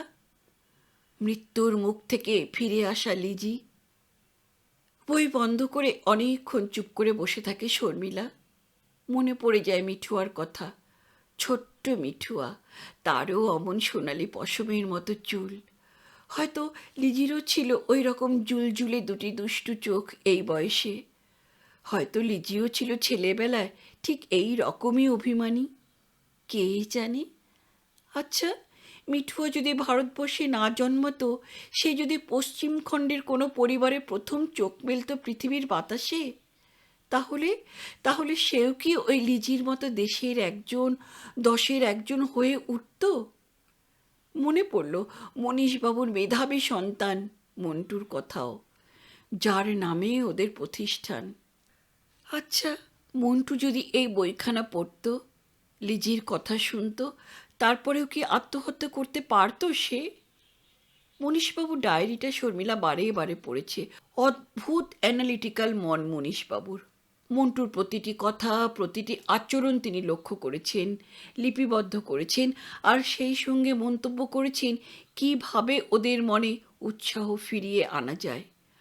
মন্টুর সঙ্গে যে এক্সপেরিমেন্ট উনি করেছিলেন তাতে ফল হয়নি। মনীশবাবুকে সাময়িকভাবে হার স্বীকার করতে হয়েছিল, কিন্তু তিনি এই চ্যালেঞ্জ গ্রহণ করেছিলেন। আরও বৃহত্তর ক্ষেত্রে জয়ী হওয়ার সংকল্প নিয়ে সর্বস্ব পণ করে বসেছেন। মনীশবাবু লিখেছেন শীঘ্রই ফিরে আসবেন তিনি। শর্মিলা তাকে সাহায্য করতে পারলে খুশি হতো, কিন্তু উপায় নেই। শর্মিলাকে চলে যেতেই হবে। এখনও শর্মিলা বারে বারে ওই ডায়েরির পাতাটা উল্টায় আর ভাবে, কেন হঠাৎ হতাশ হয়ে পড়ল মন্টু? কেন সে মৃত্যু ছাড়া আর কোনো সমাধান খুঁজে পেল না তার সমস্যা কণ্টকিত জীবনে? শর্মিলার মনে হয় সে যদি থাকতো তাহলে নিশ্চয়ই মন্টুকে অন্য পথে সন্ধান দিতে পারত, তাকে বুঝিয়ে দিতে পারত একটি মাত্র অঙ্গহানিজনিত কারণে এ দুনিয়ার সব কিছু হারিয়ে যায় না। সে হার স্বীকার করে নেওয়ার মধ্যে কোনো পৌরুষ নেই, কোনো সান্ত্বনা নেই। আমেরিকান পাইলট ক্যাপ্টেন ডেভিড যদি দুটি পা ছাড়াই জীবনে সার্থকতা খুঁজে পায়, বিকলাঙ্গ মিস স্মিথ হতে পারে বিশ্বের অন্যতম শ্রেষ্ঠ বেহালাবাদক, তাহলে শিখা, মিঠু, নন্দা, অঞ্জন, মন্টুরাই বা হতাশ হবে কেন? ডেভিড আর লিজি দুজনেই আজ বিবাহিত। তাদের জীবনে যারা সঙ্গী তারা তো বিকলাঙ্গ নয়, তারা সুস্থ সবল মানুষ। কই ওদের জীবন তো ফুলিয়ে ফলে ভরে উঠবার পথে কোনো বাধা হয়নি। তাহলে এদেশেই বা কেন হবে না? হঠাৎ চিন্তাস্রোতে বাধা পড়ে ওর। এক টানা চিন্তার গঙ্গায় জেগে উঠল একটা চর। আবর্তে গুলিয়ে উঠল চিন্তাস্রোত। কে যেন ওর মনের মধ্যে বলে উঠল, আর যেই ভাবুক তোমার ও কথা ভাবা শোভা পায় না। ওর মনের মধ্যে সঙ্গে সঙ্গে জেগে উঠল দুটি সত্তা। একজন বলে, অন্তত অন্তত তুমি ও কথা বলো না। আর একজন প্রতিবাদ করে, কেন বলবো না? তুমি কি ভেবেছ আনন্দ অন্ধ তাই আমি সরে এসেছি তার কাছ থেকে? যদি বলি তাই, তাহলে আমি বলবো আমি যখন তার আশ্রয় ছেড়ে চলে এসেছিলুম তখন তো সে অন্ধ ছিল না। আর আমি যদি বলি এখন তুমি ফিরে যাচ্ছ না শুধু ওই কারণেই, তাহলে আমি বলবো তুমি কিছুই জানো না আমার কথা। আনন্দ আবার নতুন করে অন্ধ হবে কি করে? সে তো জন্মান্ধই। চোখ থাকতেও সে কোনোদিন আমার দিকে চোখ তুলে দেখেছে? একটা প্লেন উঠল আকাশে। চমক ভেঙে সোজা হয়ে বসল শর্মিলা। খুব নিচু দিয়ে প্লেনটি চক্রাকারে পাক খেয়ে চলে গেল গাছের উপর দিয়ে, মাঠের সীমানা পেরিয়ে ওই দূর নীল আকাশের নীলিমার ওপারে। শর্মিলা উঠে দাঁড়ায়, পায়চিরি করতে থাকে। ট্যাক্সি আসছে যাচ্ছে। এয়ার ইন্ডিয়া লাউডস্পিকারে কি একটা ঘোষণা হচ্ছে। যশোর রোড দিয়ে ক্রমাগত গাড়ির ছোটাছুটি। মানুষজন চলছে। সন্ধ্যা ঘনিয়ে আসছে পশ্চিম দিগন্তে। লালে লাল হয়ে গিয়েছে ওদিকের আকাশটা। সেই অস্ত দিগন্তের দিকে তাকিয়ে শর্মিলার মনটা কেমন উদাস হয়ে যায়। মনে হয় একটু আগে অহেতুক রাগ করেছিল সে। মনে হয়েছিল এ দুনিয়ার সবাই স্বার্থপর, মানুষ মাত্রেই আত্মকেন্দ্রিক। মনে হয়েছিল মানুষের প্রতিটি কাজের মূলেই ওই স্বার্থের গন্ধ। কিন্তু কিন্তু ঠিক কি তাই? মা দাদা যদি চোখের উপর শর্মিলার অবস্থা দেখে স্থির থাকতে না পারেন, সেটা কি তাদের অপরাধ না তাদের স্বার্থপরতা? স্বার্থপর হলে তো দাদা বৌদিকে নিয়ে আলাদা বাসা করে উঠে যেত। রমলা বিরক্তি প্রকাশ করত তার ঘরের ভাগিদারের প্রত্যাবর্তনে।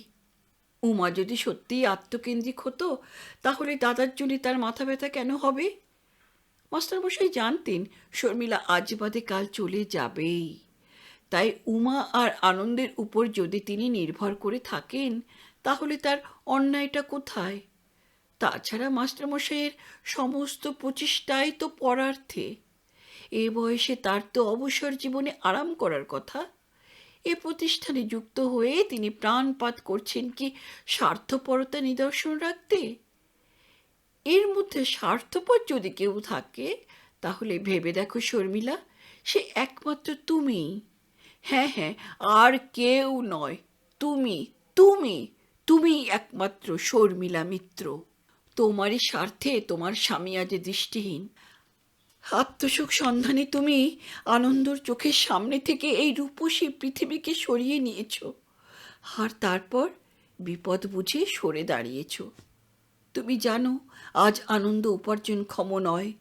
দারিদ্র্যের করাল মূর্তি তুমি দেখেছ, তাই অন্ধ স্বামীর ঘরে গিয়ে দাঁড়াবার সাহস আজ আর নেই তোমার। শৈশব থেকেই তুমি আদরে মানুষ, যা চেয়েছ, যা বায়না ধরেছ, তাই পেয়েছ। রোম্যান্টিক প্রেম করবার শখ হলো তোমার, তাই সকলের সাবধানবাণী অগ্রাহ্য করে ছুটে চলে গেলে আত্মভোলা আনন্দের কুটিরে। কিন্তু সেখানে পদার্পণ করার পরেই তোমার উপলব্ধি হলো এতে তোমার মতো মেয়ে সুখী হতে পারে না। তুমি শাড়ি চাও, বাড়ি চাও, গাড়ি চাও, নিত্য নতুন আবরণ আর আভরণ না হলে তোমার মন মানে না। আজ তুমি বুঝতে পেরেছ তোমার সেই বাসনা কামনাকে যে চরিতার্থ করতে পারবে সে স্কুল মাস্টার আনন্দ মিত্তির নয়, সে প্রভূত বিত্তশালী বিকাশগুপ্ত। তাই আজ নূতন করে বিকশিত হবার বাসনা নিয়ে এসে ধর্ণা দিয়েছ দমদম এয়ারোড্রোমে। 3 ঘন্টা আগে থেকে এসে বসে আছো, শিকার না ফসকে যায়। ছি ছি ছি। শর্মিলার মনে হলো সে পালিয়ে যায়, শুধু এখান থেকে নয়, নিজের কাছ থেকে। নিজের মনের ওই যে অংশটা ওকে ধিক্কারে ক্ষতবিক্ষত করে তোলে বারে বারে, মনের ওই অংশটার হাত থেকে অনেক দূরে। কিন্তু কিন্তু কোথায় যাবে? ছায়ার মতো মনও যে ওর নিত্য সঙ্গী। আর তাছাড়া সে যে কথা দিয়েছে একজনকে, তার কথার উপর নির্ভর করে একটা মানুষ ছুটে আসছে দিল্লি থেকে, তাকেই বা কি বলবে? কিন্তু কিন্তু কথা কি তুমি শুধু ওই একজনকেই দিয়েছ শর্মিলা? আর কাউকে জীবনে কখনো কথা দাওনি? মনে করে দেখো দেখি, আরও একজন মানুষ তোমাকে একবার বলেছিল নাকি? এখনো ভেবে দেখো সমু, আমার জীবনের সঙ্গে তোমার জীবনকে জড়াবে কি না? তুমি প্রাচুর্যের মধ্যে মানুষ হয়েছ সমু, আদরে লালিত হয়েছে। আর আমার সংসারে নিত্য অভাব অনটনের মধ্যে পড়ে বাধা দিয়ে সেদিন তুমি কি বলেছিলে শর্মিলা? কি প্রতিশ্রুতি দিয়েছিলে? না, নিজের মনের সঙ্গে যুদ্ধ করতে করতেই ও বুঝি শেষ হয়ে যাবে একদিন। হাত ঘড়ির দিকে তাকিয়ে দেখে, হ্যাঁ, সময় হয়েছে এতক্ষণে।